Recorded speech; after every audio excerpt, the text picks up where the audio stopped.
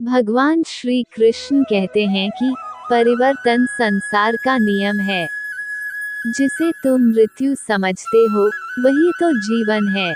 एक क्षण में तुम करोड़ों के स्वामी बन जाते हो, दूसरे ही क्षण तुम दरिद्र हो जाते हो। मेरा तेरा, छोटा बड़ा, अपना पराया मन से मिटा दो, विचार से हटा दो, फिर सब तुम्हारा है, तुम सबके हो। मित्रों, राधे राधे नाम के साथ आज की कहानी की शुरुआत करते हैं। जय श्री राधे कृष्णा। बहुत समय पहले की बात है, किसी गांव में मोहन नाम का एक किसान रहता था।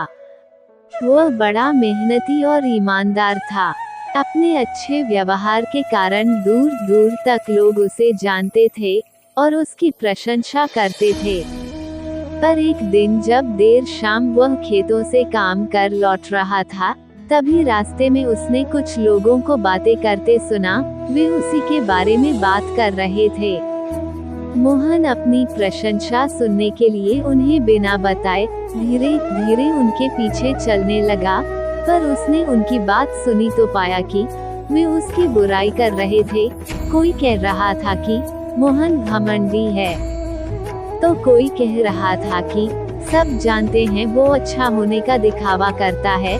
मोहन ने इससे पहले सिर्फ अपनी प्रशंसा सुनी थी, पर इस घटना का उसके दिमाग पर बहुत बुरा असर पड़ा और अब वह जब भी कुछ लोगों को बातें करते देखता तो उसे लगता वे उसकी बुराई कर रहे हैं। यहाँ तक कि अगर कोई उसकी तारीफ करता तो भी उसे लगता कि उसका मजाक उड़ाया जा रहा है। धीरे धीरे सभी ये महसूस करने लगे कि मोहन बदल गया है और उसकी पत्नी भी अपने पति के व्यवहार में आए बदलाव से दुखी रहने लगी। और एक दिन उसने पूछा, आजकल आप इतने परेशान क्यों रहते हैं? कृपया मुझे इसका कारण बताइए। मोहन ने उदास होते हुए उस दिन की बात बता दी। पत्नी को भी समझ नहीं आया कि क्या किया जाए, पर तभी उसे ध्यान आया कि पास के ही एक गांव में एक सिद्ध महात्मा आए हुए हैं और वो बोली, स्वामी, मुझे पता चला है कि पड़ोस के गांव में एक पहुंचे हुए संत आए हैं। चलिए हम उनसे कोई समाधान पूछते हैं। अगले दिन वे महात्मा जी के शिविर में पहुंचे। मोहन ने सारी घटना बताई और बोला, महाराज, उस दिन के बाद से सभी मेरी बुराई और झूठी प्रशंसा करते हैं। कृपया मुझे बताइए कि मैं वापस अपनी साख कैसे बना सकता हूँ। महात्मा मोहन की समस्या समझ चुके थे। पुत्र, तुम अपनी पत्नी को घर छोड़ आओ और आज रात मेरे शिविर में ठहरो। महात्मा कुछ सोचते हुए बोले। मोहन ने ऐसा ही किया, पर जब रात में सोने का समय हुआ तो अचानक ही मेढकों के टर टर की आवाज आने लगी। मोहन बोला, ये क्या महाराज, यहाँ इतना कोलाहल क्यों है?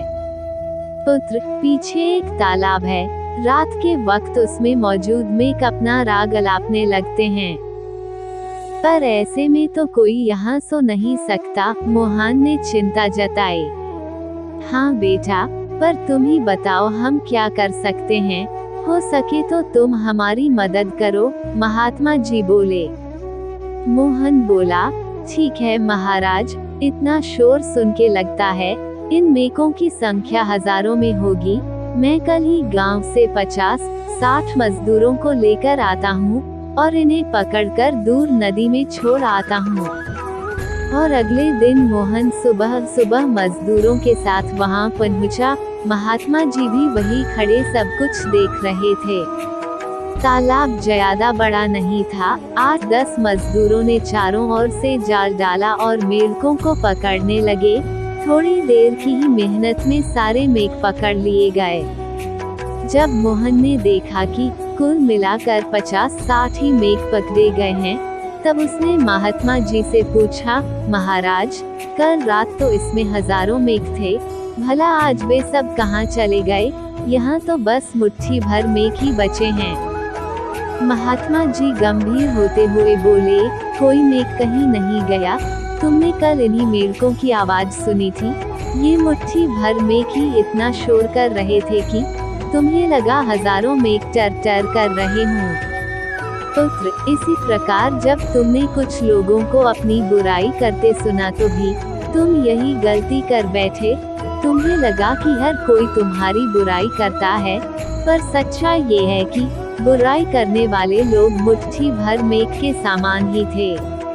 इसलिए अगली बार किसी को अपनी बुराई करते सुनना तो इतना याद रखना कि हो सकता है ये कुछ ही लोग हों जो ऐसा कर रहे हों, और इस बात को भी समझना कि भले तुम कितने ही अच्छे क्यों ना हो, ऐसे कुछ लोग होंगे ही होंगे जो तुम्हारी बुराई करेंगे।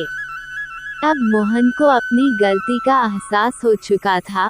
वो पुनः पुराना वाला मोहन बन चुका था।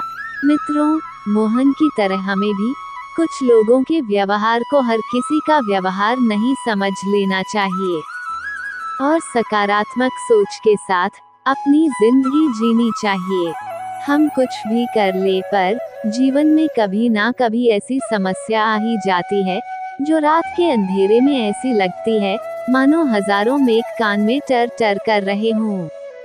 पर जब दिन के उजाले में हम उसका समाधान करने का प्रयास करते हैं तो वही समस्या छोटी लगने लगती है।